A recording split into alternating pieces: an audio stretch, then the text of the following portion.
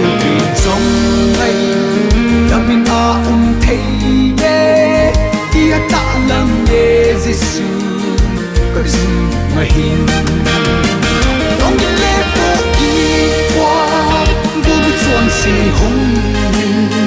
cây man vụ băng băng na bắn xạ na ghê luôn em hiểu ra ấy có biết Giêsu kia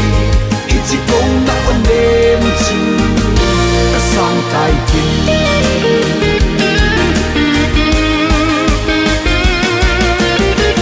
lấy ngày luôn na ra là dùng lấy ra nó thu na cross ngang na hùng thì kinh cả hệ chín ta nó giòn xì na anga lần đình đi mà đây đâu cả hùng kỳ là để bạc người na sang ông đi lễ bộ đi qua vô bị giòn xì hùng cây man vụ băng băng na bắn xạ na ghê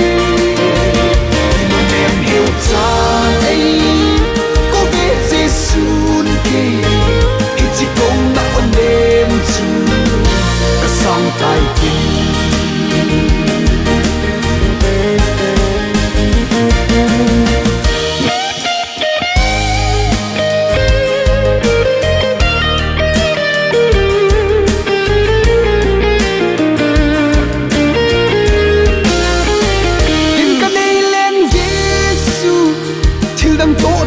thấy lâu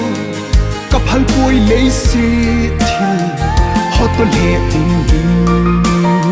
sana đằng cả xa nhìn cả đây rồi lên Giêsu